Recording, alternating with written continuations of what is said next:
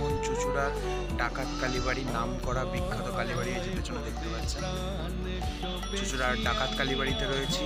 এছাড়া আজ আপনাদেরকে অনেক কিছু ঘোরাবো, প্যান্ডেল এ যাব, অনেক কিছু আজকে বিরাট ট্যুর রয়েছে। ওই যে আপনারা দেখতে পাচ্ছেন পেছনে ডাকাত কালীবাড়ি, তার ইয়েতে এখানে একটা বট গাছও আছে, আপনারা সব দেখতে পারবেন। চলুন দেখা যাক।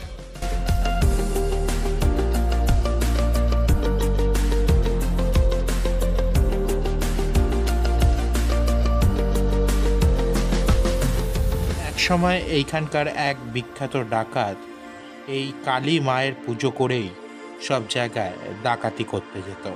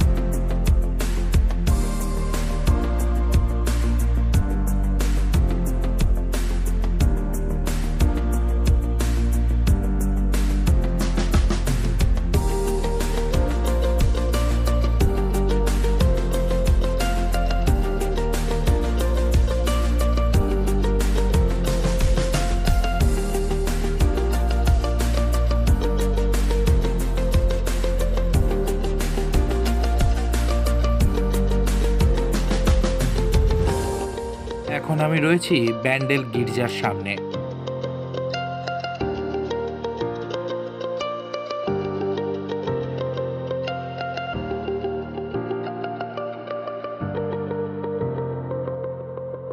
ব্যান্ডেল চার্চ পশ্চিমবঙ্গের প্রাচীন খ্রিস্টান গির্জাগুলির মধ্যে একটি।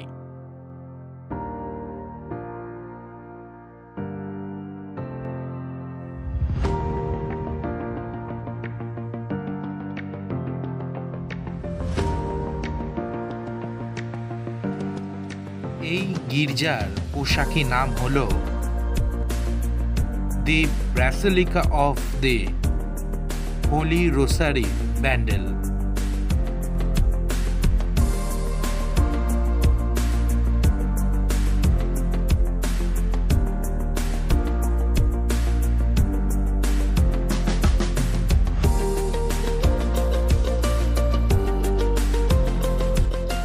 ষোলোশো সাল নাগাদ তৈরি হয় এই গির্জাটি।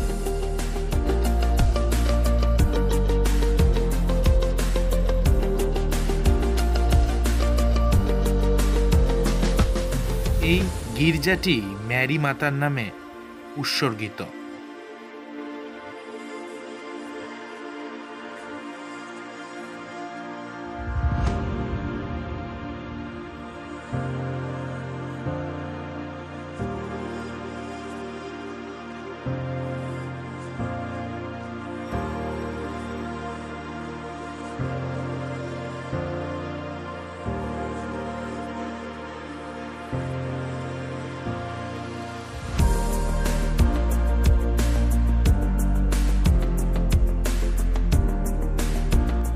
এখন এসে পৌঁছেছি হুগলির ইমামবাড়ার সামনে।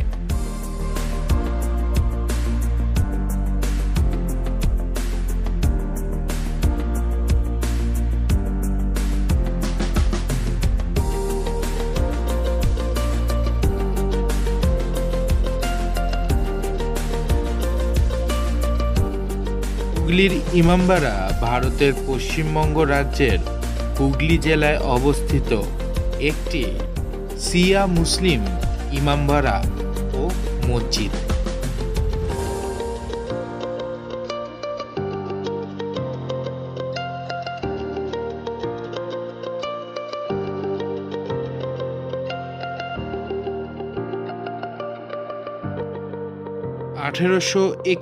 সালে মোহাম্মদ মারসিম ভবনটি নির্মাণ শুরু করেন এবং 1861 সালে এর কাজ সম্পূর্ণ হয়।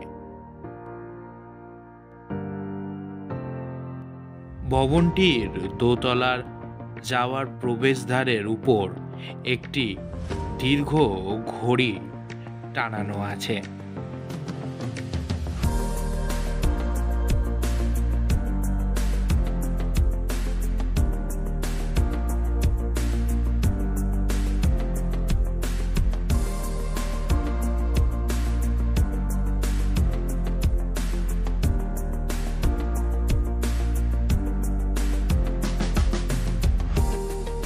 মসজিদটির দেওয়ালে খোদাই করা কুরআনের জটিল নকশা এখানে ওখানে ছড়ানো ছিটানো ভাবে রয়েছে।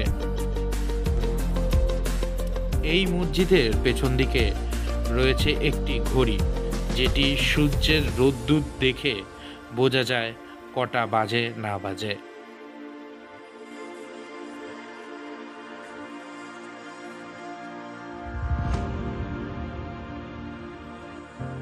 রাজা নৃসিংহদেব 1799 সালে হংসেশ্বরী কালী মন্দির নির্মাণ শুরু করেন এবং তার মৃত্যুর পর 1814 সালে বিধবা পত্নী রানী শঙ্করী মন্দির নির্মাণ সম্পূর্ণ করে।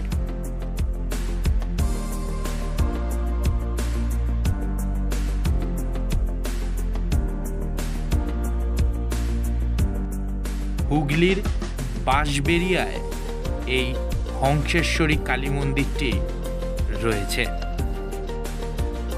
এই মন্দিরের চূড়া পদ্ম ফুলের মতন করে তৈরি করা হয়েছে।